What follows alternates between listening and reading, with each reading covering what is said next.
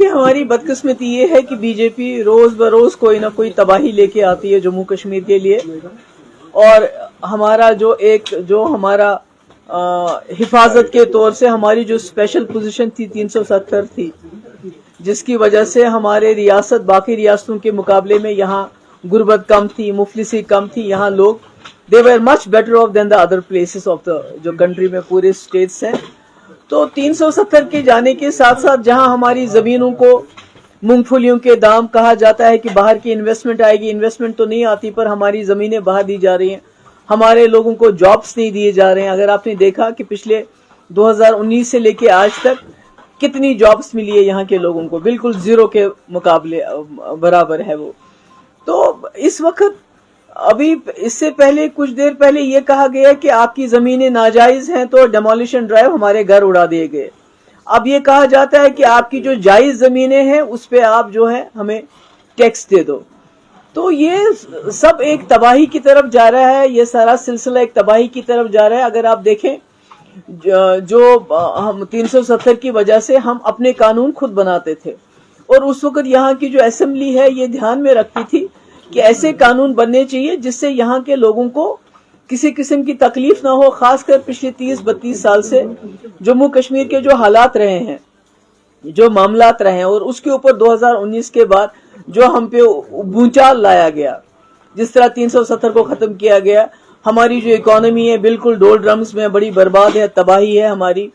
میں کل مجھے موقع ملا جموں میں رگھناتھ بازار جانے کا، میں نے دیکھا جو رگھناتھ بازار میں پاؤں دھرنے کی جگہ نہیں ہوتی تھی، دکاندار کے پاس آنکھ پھیرنے کی جگہ نہیں ہوتی تھی، اتنا وہاں رش ہوتا تھا لوگوں کا. وہاں بالکل سنسان پڑا ہوا ہے. وہی حال ہمارے کشمیر کا ہے. اب مجھے یہ بتائیے، سری نگر ہو یا جموں شہر ہو یا کوئی بھی ٹاؤن ہو، قصبہ ہو، شہر ہو، ایک ایک گھر میں 4 فیملیز رہتی ہیں. جو سری نگر کا مجھے پرسنلی معلوم ہے کہ ایک ایک گھر میں 4 فیملیز رہتی ہیں. جموں کا لوگوں کا کاروباری دکانداری پہ ہے. پہلے تو دکانیں اڑائی گئی اور اس کے بعد جو انہوں نے 370 ختم کرنے کے بعد جو انہوں نے ماحول بنایا، دربار منہ ختم کیا، باقی چیزیں ختم کی. تو ایسے میں یہ لوگ جو ان کے اوپر دوبارہ ایک اور بوجھ ڈالا جا رہا ہے کہ آپ جی پراپرٹی ٹیکس دے دو، تو کیا کریں گے؟ یہ لوگوں کی کمر توڑنا چاہتے ہیں. ابھی دیکھیے کہ جو آپ کے ہمارے پاس تو پرائیویٹ سیکٹر یہاں ہے ہی نہیں. ہمارے یہاں تو نہ کارخانے ہیں نہ فیکٹریاں ہیں. جموں میں تھوڑا بہت جو انڈسٹریلائزیشن ہوا تھا وہ بھی بند ہو رہا ہے، کیونکہ وہاں جو بینکس نے لون دیا ہے لوگوں کو، اور کاروبار نہ ہونے کی وجہ سے ان کو بھی این پی اے کر رہے ہیں. جبکہ باہر کے جو لوگ ہیں ان کو ہزاروں کروڑ روپے لون دیا گیا ہے، ان کا کوئی مارگیج نہیں ہے. اور یہاں کشمیر میں، جموں میں جتنے بھی مارگیج جنہوں نے بھی رکھے ہیں، ان کو ٹائم دینے کے بجائے ان کو کہتے ہیں کہ ہم آپ کا جو ہے قرب کریں گے، آپ کی پراپرٹی ہم سیز کر لیں گے. تو ایسے ماحول میں یہ جو سارا مقصد جو ہے بی جے پی کا ہے وہ یہ ہے کہ ہماری معیشت کو تباہ کرنا، برباد کرنا، اور اسی کی کڑی یہ جو پراپرٹی ٹیکس ہے اسی کی کڑی ہے. مجھے بتائیے، سری نگر کا دکاندار ہے، اس کا تو مال ہی نہیں اٹھ رہا ہے، اس کی تو تباہی ہو گئی ہے.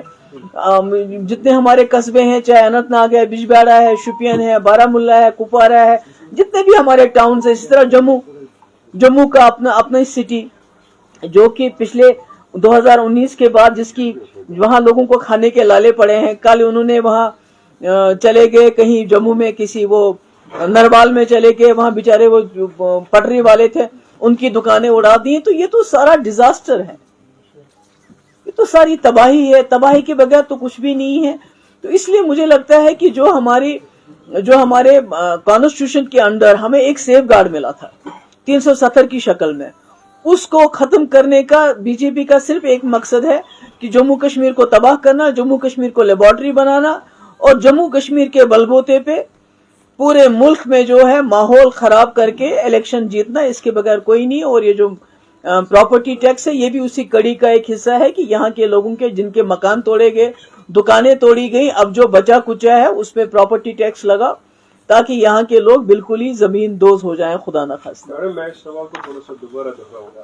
ابھی تک یہ پراپرٹی ٹیکس کا ہم نے کوئی پیش نہیں کیا ہے، اچانک اس کا امپلیمنٹیشن ہونا ہے. کیا اس کے پیچھے کچھ پرٹیکولر مقاصد ہے یا کسی پالیسی کے تحت ان کو کیا جائے تاکہ کشمیر کا جو رہنے والا ہے इस साइकोलॉजिकली भी मालूम नहीं, basically, you know, I said they have come as a disaster for the state of Jammu and Kashmir. BJP has been a disaster.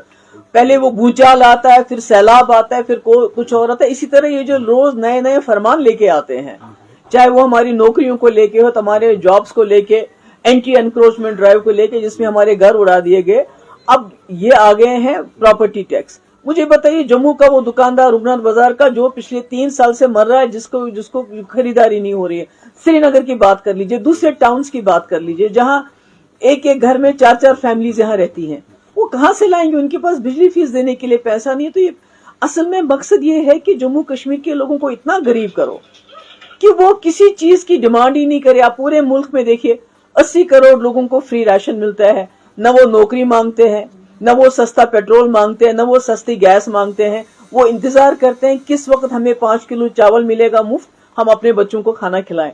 तो ये जम्मू कश्मीर जिसके हालात बाकी रियासतों से बेहतर थे, उसको भी उसी दर्जे पे लाना चाहते हैं. हमारे ऊपर इतना बोझ डालना चाहते हैं ताकि खुदा ना खास्ता जो हमारी इकोनॉमी की जो है कमर टूट जाए. अगर